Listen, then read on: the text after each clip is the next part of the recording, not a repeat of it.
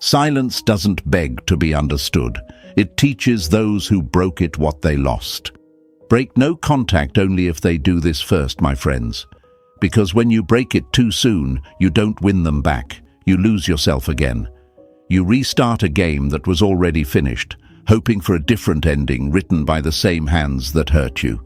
And that, my friends, is how most people repeat the same heartbreak twice. Before we begin, do me a favor, press that like button, subscribe if you haven't already, and stay with me till the end. Because if you leave halfway, you'll miss the moment that changes everything, the one truth that separates power from pain. Hey folks, imagine this. You're standing in front of a door that once opened every time you knocked, but now, after the breakup, it's locked. You could knock again, maybe even shout their name, hoping they'll open it like they used to. Or you could step back, realize your peace is on your side of the door, and walk away. That's what no contact really is. It's not you giving up. It's you choosing not to beg for entry into a place that already showed you the exit. People often say, but what if they forget me? Here's the truth. They might forget your presence for a while, but they'll never forget your absence if it's filled with growth. It's not the text that makes them miss you. It's the silence that makes them realize what they lost. You see, no contact is not a revenge tool. It's a reset button. It's the moment you stop feeding a connection that only drained you. Let me tell you this. When you go silent, you're not punishing them. You're healing yourself. You're stepping out of the emotional boxing ring where every response became a punch and every message became a wound. Silence, my friends, is where you regain your rhythm. It's where your energy stops bleeding into places that never poured anything back. Think of it like detoxing after an addiction, because that's what most breakups are, withdrawal from emotional chaos. And when you stay silent, you let the poison leave your system. You stop checking their stories, stop decoding their cryptic quotes, stop letting their absence rent space in your mind. Every day you don't reach out, you're teaching your nervous system peace again. Now, I know the hardest part isn't the silence itself, it's what your mind does inside that silence. It whispers, what if they moved on? Or, what if they never cared?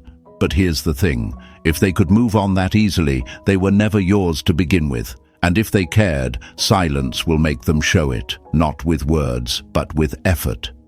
Marcus Aurelius once said, "The soul becomes dyed with the color of its thoughts." So let me ask you, what color are your thoughts right now? Are they painted with desperation and fear? Or are they calm, grounded and still? Because the person who can stay still while the world shakes, that's the one who always ends up in control. The truth is, the moment you go no contact, you flip the dynamic. You stop chasing what's running, and you start attracting what's watching. You shift from being available to being valuable, from being an option to being the one that got away. And trust me, when they realize your silence isn't a tactic, it's transformation, they'll start wondering what version of you they lost. So as we go through this together, remember this. Silence is not weakness, it's wisdom. It's how the strong communicate without speaking. And when it's time to break it, you'll know, because it won't come from emotion, it'll come from alignment. Write this in the comments to remind yourself, my silence is my power. Show yourself, show the world, and show your future self that you're no longer waiting, you're rising. Now stay with me, because what's coming next will change the way you see every text, every message, and every attempt they make to pull you back. This is where power begins.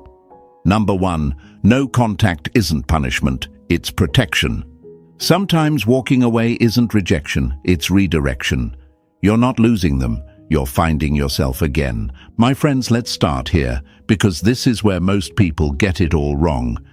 They think going no contact is about proving something, about showing who cares less, about making the other person feel your absence like some emotional punishment.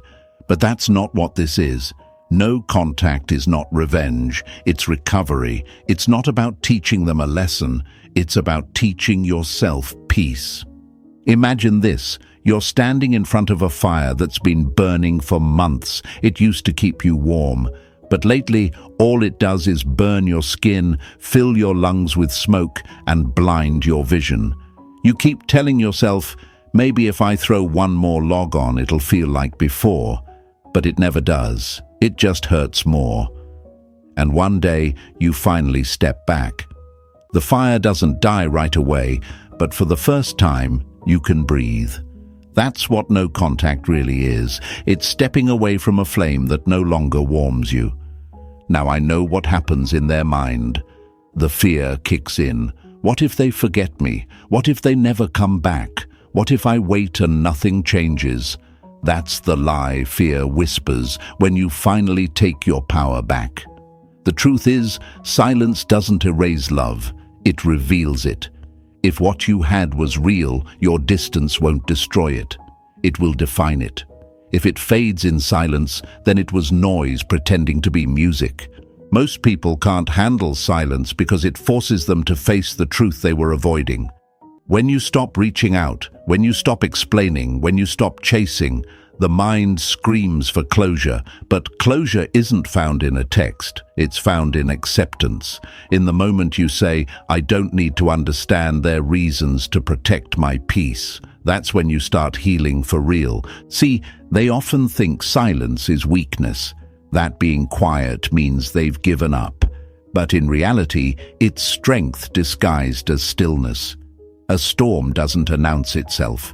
It just arrives, shakes everything, and leaves the world different. That's what your silence does. It unsettles, it confuses, it forces reflection. Because they can't measure your value when you're talking, they measure it when you're gone. I've seen it happen 1,000 times. They leave thinking they've upgraded, that the grass is greener. But when you go no contact, not out of spite but out of self-respect, something shifts. The absence they thought would feel like freedom starts to feel like emptiness. They scroll through memories, they replay moments, and suddenly your silence becomes louder than every word they ever said. Because silence isn't the opposite of connection, it's the test of it. But let's be honest, it's not easy. It's one of the hardest things they'll ever do. Because no contact doesn't just cut them off from the other person, it cuts them off from the version of themselves that needed that person. And that's painful. That version was attached, hopeful, addicted to the idea that one more conversation could fix it. But healing isn't fixing what broke, it's refusing to break again for the same reason. You might find yourself staring at your phone, wondering if you should check their page, or reply to that old message or see if they've moved on. Don't. Because every time you break silence, you break progress. Every time you feed the wound with attention, it bleeds again. Marcus Aurelius said, "You have power over your mind, not outside events." Realize this, and you will find strength. That's what this silence is, a declaration of control. Let's break another lie while we're here. They don't miss you more because you post quotes or pictures hoping they'll see. That's not mystery. That's exposure. Mystery is disappearing into your evolution. It's silence that whispers, "I'm not where you left me anymore." That's what makes people wonder. That's what flips the dynamic. When your silence is backed by growth, not games. And I know it's difficult because silence leaves space for imagination. You start imagining them with someone else, imagining that they've moved on without pain, imagining that you meant nothing. But that's not truth. That's fear dressed as logic. Let me tell you a secret. People rarely move on as cleanly as they act. Sometimes they need to look happy to convince themselves they didn't lose something valuable. But deep down, they know. They remember who brought them peace, not chaos. That's why you don't chase. You let silence do what words can't. Silence makes them question. It makes them feel what you felt when you stopped explaining. Because the same quiet that once broke you is now the silence that heals you. Think of silence like the ocean, still on the surface, powerful underneath. You don't see what's happening in the depths, but transformation is always taking place. That's you now. Calm above, rebuilding below. And one day, when you rise again, you'll realize you never needed them to validate your worth. You just needed time to remember it yourself. They'll say no contact is cruel, but the real cruelty is staying available to someone who made you feel invisible. The real pain is showing up for people who never noticed your absence. So no, this isn't punishment. It's peaceful. It's finally saying, I choose me, even if that means losing you. And once they reach that point, something incredible happens. They stop watching the door they closed and start building a new one. That's when power shifts. That's when clarity comes. Because no contact isn't about who texts first. It's about who heals faster. And when they see you no longer waiting, when they feel your silence filled with strength instead of longing, that's when they'll realize you were never the problem. You were the peace they weren't ready for. So, write this in the comments to remind yourself, my silence protects me. Show them, show yourself, and show the world that peace is the new power. Stay with me, because in the next part, we're going even deeper into how they try to break your silence and how you can turn every test into transformation. This is where strength becomes unshakable. Number 2. The trap of emotional bait. Sometimes the things you don't say speak louder than anything you ever could. My friends, let's talk about the biggest trap that pulls people right back into the chaos they swore they'd never return to: emotional bait. It's the illusion of connection wrapped in nostalgia, confusion, and a few words that make your heart skip. You've seen it before. The late night, hey, the random emoji, the hope you're doing okay after weeks of silence, and suddenly your heart leaps. You think maybe they miss you, maybe they finally realized. But pause right there. That's not love speaking, that's ego fishing. Imagine this: you're standing on a pier, staring at calm water. Suddenly you see a ripple, a small movement that looks like life beneath the surface. You lean closer, curious, hopeful, waiting to see something rise. But what you don't see is the hook. That's emotional bait. It's not there to feed you, it's there to see if you'll bite. The moment you reply, the power shifts. Your silence had them wondering, maybe even doubting themselves. But one text from you tells them everything they wanted to know: that you're still there, that the door is still open, that the healing wasn't real. And just like that, you're back in their loop, dancing to a rhythm they control. Why do they do this? Because attention is addictive. Because silence makes people uncomfortable, and when you refuse to play their game, they'll poke just to see if you're still alive in their world. They don't always mean harm. Sometimes they're just selfish. They miss your validation, your reaction, your presence. But here's the truth: they don't want you back. They want your energy back. And this is where the lie hides. They think the text means something, that it's a sign, that maybe this is the beginning of a new chapter. But no, my friends, it's just the sequel to the same story you already read. The characters haven't changed. The ending will be the same. The only difference is how long it takes for you to realize it again. Fear whispers in moments like these. What if this was their way of reaching out? What if I ignore it and they move on for good? What if this time they mean it? Those are the questions that destroy your progress. You don't owe them a reaction for every ripple. You owe yourself peace.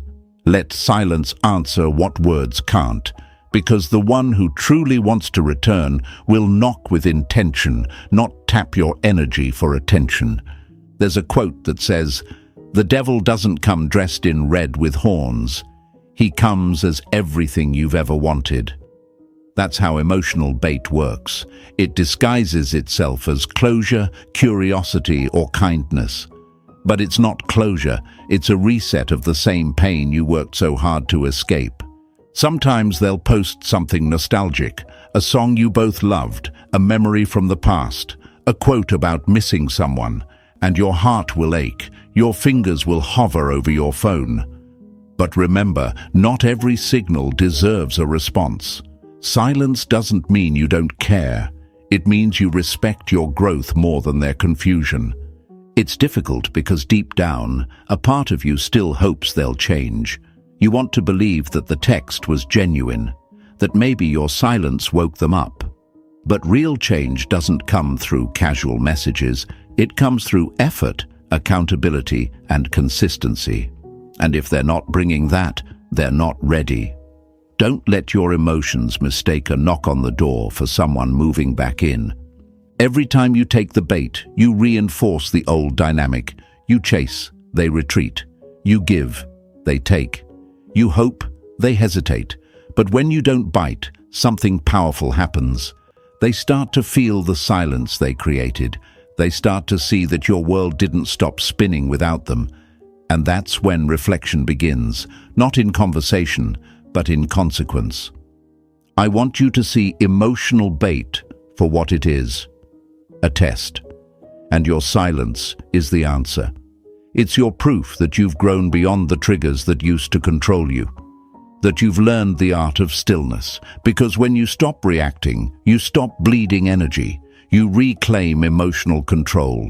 It might feel cold, maybe even heartless, but it's not. It's discipline. It's knowing that love without clarity isn't love. It's confusion dressed as comfort. And you deserve more than half efforts and mixed signals. You deserve honesty. So when they send that late-night text, when they post that memory, when they drop a line that sounds like closure, don't flinch. Smile, breathe, and remember who you are becoming through this silence. You're not ignoring them, you're protecting yourself. Write this in the comments to remind yourself, I don't chase confusion. Show them, show yourself, and show the world around you that you've graduated from emotional games. And stay with me, because in the next part, we'll go even deeper. We'll talk about what real accountability looks like and how to tell if they truly want to come back or just want to come back for control. Number 3, what true accountability looks like. Apologies without change are just manipulation in disguise. My friends, this is where most people fail the test of no contact. Because when the silence finally gets loud, when time starts weighing on them, when their ego begins to itch, they come back. But not all returns are real. Some people don't come back because they've grown. They come back because the silence reminded them what it feels like to lose control. And if you don't know what true accountability looks like, you'll mistake their curiosity for commitment. Imagine this: a house that once caught fire. The walls are blackened, the air still smells like smoke, and you remember the night everything burned down. Then one day, the person who lit the match knocks on the door holding a flower. I miss you, they say. But here's the question: does that flower rebuild the house? Of course not. That's emotion, not effort. That's regret, not repair. And yet, most people open the door anyway, because they confuse softness with sincerity. Accountability is not about saying, I miss you. It's about saying, I understand how I hurt you, and here's what I'm doing to make sure it doesn't happen again. That's ownership. That's maturity. Anything less is performance. When they reach out, I want you to listen, not to their words, but to their awareness. Have they reflected on their behavior, or are they just reacting to their discomfort? A message like, I've been thinking about what went wrong, and I realize I took you for granted, means something. But I miss your energy. Things just don't feel the same without you. That's not reflection. That's nostalgia. That's the mind reaching for comfort, not the heart reaching for growth. True accountability has 3 parts: responsibility, specificity, and intention. Responsibility means they stop deflecting. They stop saying, we both messed up. Number, they say, I hurt you. I was wrong, because healing doesn't start with balance. It starts with ownership. Specificity means they bring up moments, not moods. They mention the exact way they fell short, not just how they feel about it. I ignored your needs when you tried to communicate. That's real. I just miss us. That's fluff. And if it's fluff, you stay silent. Intention means they come with a plan, not just a feeling. Feelings fade, effort lasts. If they say they want to rebuild, they should show how. If they don't bring that, their message is just another test. You see, when people lose access to you, they panic. Not always because they love you, but because they lost their emotional crutch. Your presence once made them feel safe, validated, important. And when that disappears, they want to reattach to the energy source. But you're not a charger for someone's broken self-esteem. You're a whole universe learning to orbit without permission. It's difficult to tell the difference sometimes because words can sound convincing. They can mirror your emotions, say everything you wish to hear, and make you believe they've changed. But changed people don't use the same language. They speak in actions. They don't talk about what they want. They show what they're willing to do. Let's be clear. True accountability doesn't come from fear of losing you. It comes from understanding why they lost you in the first place. It's not, I don't want to lose you again. It's, I understand why you left and I've worked on myself since. There's a world of difference between those two. So many people think breaking no contact means the story has turned romantic again. But real reconciliation doesn't start with romance. It starts with realism, with both people acknowledging the damage and choosing to rebuild brick by brick. Not with flirting, not with nostalgia, not with remember when. Those things don't fix cracks, they hide them. And let's be real, accepting accountability takes strength most people don't have, because it means facing your reflection and admitting you were the one who shattered something. That's why it's rare. That's why it's the only real reason to respond. Because when someone reaches that level of self-awareness, they've already done half the healing. So if they ever come back, look at their energy. Are they showing humility or entitlement? Are they seeking forgiveness or access? One comes from the heart. The other comes from the ego. You're not looking for perfect words, my friends. You're looking for emotional clarity. You're looking for proof that their silence didn't just make them miss you, it made them meet themselves. Because someone who hasn't faced their own reflection will only break you again, trying to avoid it. And I get it. It's tempting. You want to believe the best. You want to believe this time will be different. But don't let hope make you blind. Hope without standards becomes self-harm. True accountability sounds like action. It feels like calm. It doesn't rush. It doesn't beg. It simply says, I understand and I'm willing to do better. So if you get that message, don't rush to reply. Sit with it. Let their actions match their words over time. Because time is the only translator of truth. Write this in the comments to remind yourself, I don't accept words without growth. Show them, show yourself, and show the world that your peace can't be bought with pretty sentences. Stay with me, because in the next part, we'll uncover how to decode their message like a Stoic, to see through emotion, to read between the lines, and to finally know when it's real and when it's just smoke dressed as sincerity. Number 4. How to decode their message like a Stoic. Read with your eyes, not your wounds. My friends, this is where your strength is tested, not in silence, but in interpretation.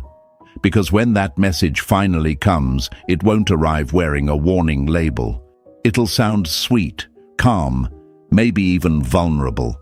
And that's exactly why most people fall for it. They read with emotion instead of clarity. They read with their heart instead of their mind. But a Stoic doesn't rush to feel. They pause to see. Imagine this. You're walking through a fog. Ahead, you see a light flickering faintly and your heart leaps. You think it's the sunrise, the end of the storm. But as you get closer, you realize it's just a street lamp, dim and distant, pretending to be something more. That's what most of their messages are. Street lamps, not sunlight. They look warm from afar, but lead nowhere new. When they reach out, don't read their words through nostalgia. Don't let old memories color new sentences. Your mind will try to connect dots that no longer belong to the same picture. That's not love, my friends. That's longing dressing up as logic. A Stoic looks at the message through three lenses: accountability, specificity, and intention. You remember this from before, but this time it's not just theory, it's your armor. Start with accountability. Are they taking real responsibility, or are they dancing around it with polite language? Phrases like, "I'm sorry you felt that way," or "we both made mistakes," are not accountability, they're camouflage. They make it sound mutual when it wasn't. True accountability doesn't share blame, it accepts it. It doesn't defend, it understands. If their words are slippery, vague, or half-hearted, they're not ready. They're still managing ego, not mending emotion. Next, look for specificity. The vague messages are emotional bait. The specific ones are emotional awareness. "I've been thinking about how distant I became after that argument," is reflection. "I miss us" is emotional filler. People who are truly sorry will name the moment they broke your trust. They will mention details that only someone who's replayed their mistakes would remember. Because guilt guesses, but accountability recalls. And finally, intention, the most important lens of all. Are they reaching out to rebuild, or just to relieve guilt? Is there a plan, or just a pulse check? The message that says, "Can we talk about how to fix this?" holds weight. The one that says, "I miss the way you made me feel," holds nothing. You're not here to validate their feelings, you're here to protect your growth. If their message doesn't show a clear desire to move forward with effort and consistency, then it's not love, it's emotional recycling. Marcus Aurelius once said, "If it is not right, do not do it. If it is not true, do not say it." Apply that here. If their words don't feel right, if they don't align with truth, don't respond. Because every reply you give to confusion is a vote against your peace. Sometimes their messages will sound almost perfect, crafted with care, wrapped in sincerity. But here's the secret. You can't decode intent through tone. You decode it through time. Real accountability doesn't vanish after the first reply. It sustains. It repeats itself in action, in consistency, in humility. Watch what they do after they speak. If their energy fades after a few texts, it was never real, it was relief. And don't let loneliness translate their language for you. The mind in pain can twist "hey" into "I miss you," and "I miss you" into "I've changed." But words only have the meaning you give them. You don't owe every memory a conversation. You owe yourself discernment. Think of their message like a mirror. When you read it, what reflection do you see? Are you calm or anxious, grounded or spinning? Your reaction tells you more than their words ever could. Because the right message will bring peace, not pressure. It will make you breathe easier, not hold your breath. And I'll tell you this, sometimes silence is the most powerful response to a weak message. When they see you don't take the bait, don't rush to reply, don't let curiosity drag you back, they start to realize something profound. You've changed. You're not their emotional safety net anymore. You've evolved into the version of yourself they can't manipulate, can't predict, can't reach unless they've grown too. It takes strength to read through emotion, but it's that same strength that turns heartbreak into wisdom. Every message they send is a mirror, every silence you keep is a boundary, and every time you choose peace over confusion, you become untouchable. So when that message comes, pause, don't react, breathe, read it like a philosopher, not a lover. Feel it like a student of life, not a seeker of closure. And remember, the truth doesn't hide between the lines. It hides in what's missing from them. Write this in the comments to remind yourself. I read with clarity, not emotion. Show them, show yourself, and show the world that you are no longer moved by mixed signals. Stay with me, because next we're going to talk about what to say if you do decide to break the silence, how to respond without losing the upper hand, how to keep your power in the conversation, and how to make your presence felt without saying a word too much. Number 5. What to say if you do break it. Power isn't shown in how fast you respond, but in how calmly you choose to. My friends, let's say the moment finally comes. They reach out, not with confusion, but with clarity. They've shown reflection, accountability, even a glimpse of growth. And now you're standing at the crossroads. Do you respond?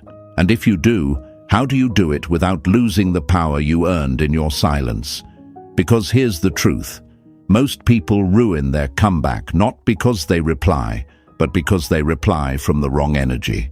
They respond from emotion, not evaluation. Imagine you've spent weeks rebuilding your peace, learning to sleep again, learning to breathe without checking your phone every hour. Then suddenly that message appears. Your pulse spikes, your heart races, your hands hover over the screen. You've waited for this moment for so long, but this is exactly where the test begins, because right now you're not responding to them, you're responding to your past self. The one who once reacted too quickly, gave too much, expected too little. And if you're not careful, that version of you will grab the phone before wisdom can speak. A Stoic doesn't rush into emotion, they step into observation. When you decide to break no contact, your first message sets the tone for everything that follows. It's not about being clever or cold, it's about being composed. You've got to remember, silence wasn't weakness, it was discipline. Your response now must carry the same calm power your silence did.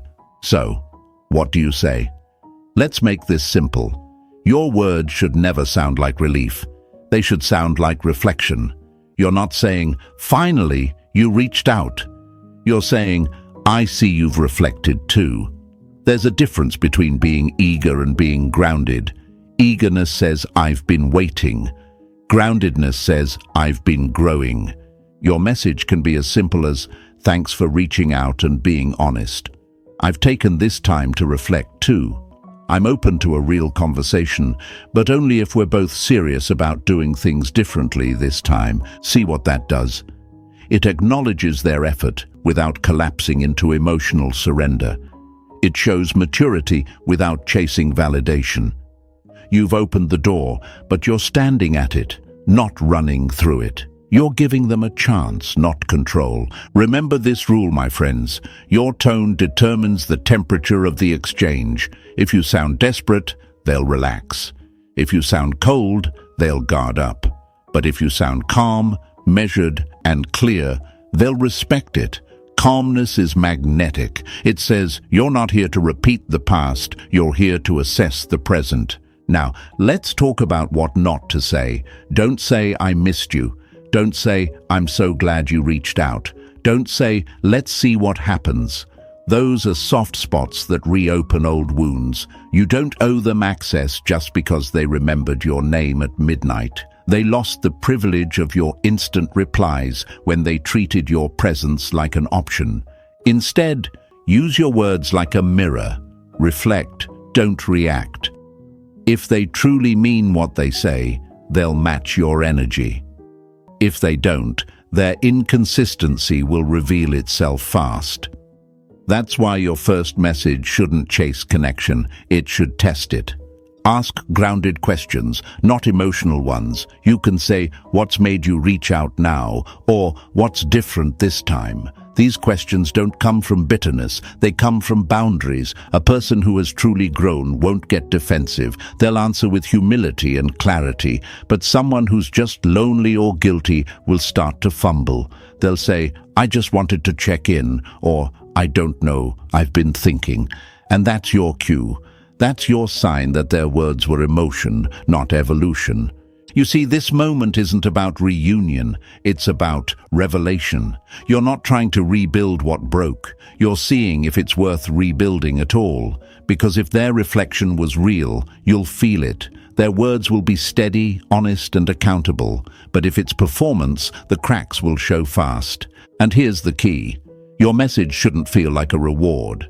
It should feel like an interview. You're not being chosen. You're choosing. You're not waiting to be loved again. You're evaluating if their love is finally safe for your peace. Epictetus once said, "We suffer not from the events in our lives, but from the meaning we attach to them." Don't attach old meaning to new messages. Just because they reached out doesn't mean the story has changed. The words might be different, but if the energy feels familiar, don't step back into the same emotional loop. So when you break silence, speak with clarity. Be kind, but be firm. Be warm, but be wise. You're not here to rehash old emotions. You're here to see if they've evolved beyond them. And if they haven't, walk away again. With grace, with peace, and with power. Because a healed person doesn't chase closure, they create it. Write this in the comments to remind yourself, I respond from strength, not emotion. Show them, show yourself, and show the world that silence taught you something words never could.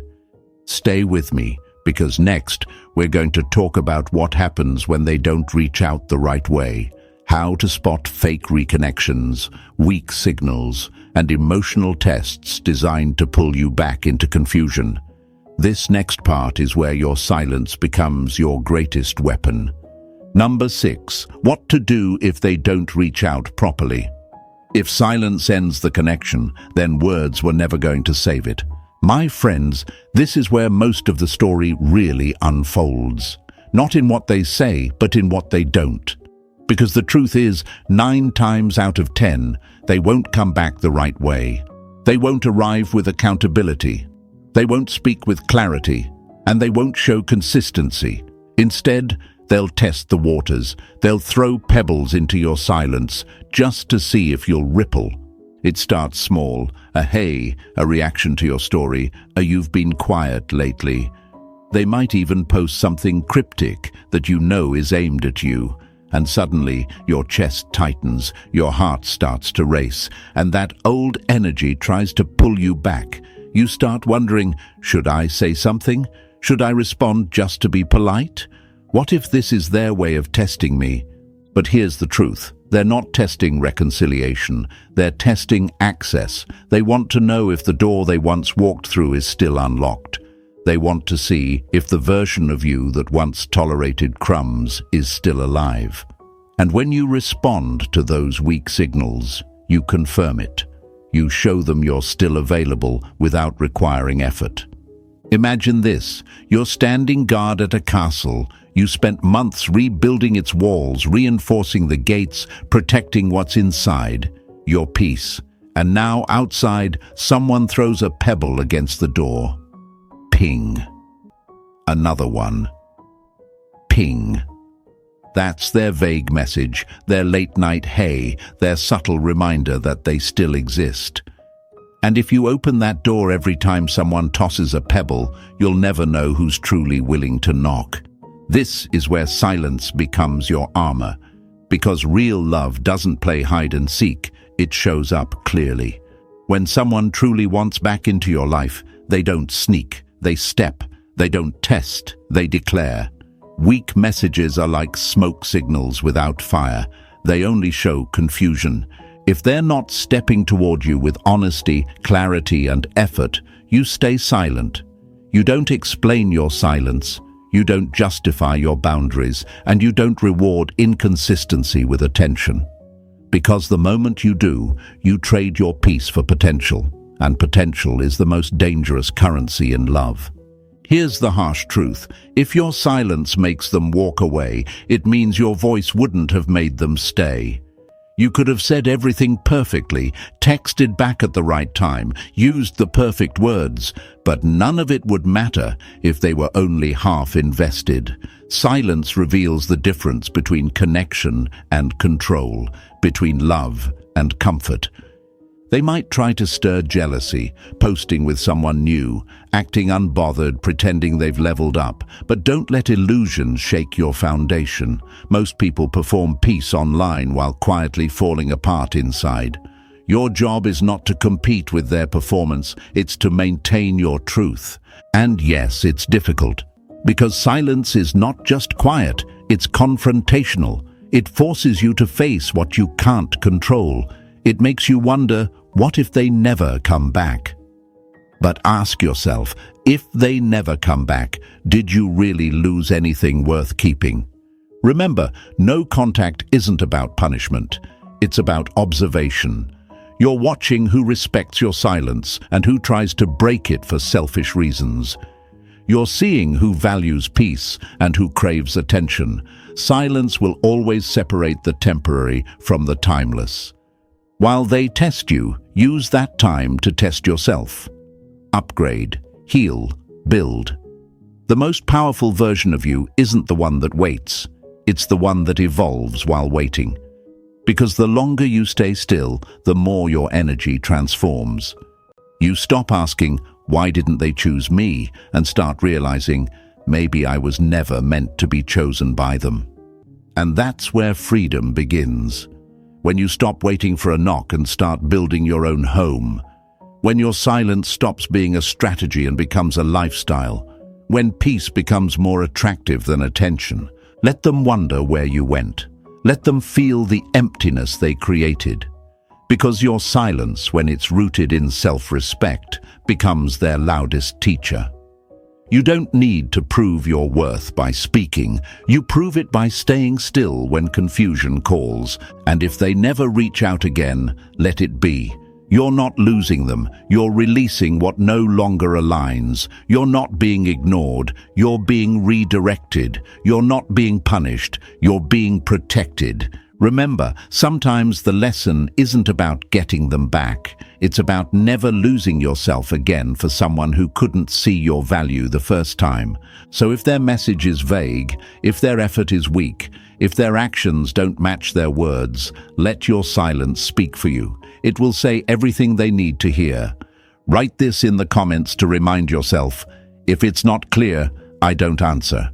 Show them, show yourself, and show the world around you that your silence is sacred, your energy is rare, and your peace is priceless. And if this message hit you somewhere deep, if it woke something in you, then do me a favor, my friends. Press that like button, subscribe to the channel, and share this video with someone who's still caught in the loop of waiting for half love.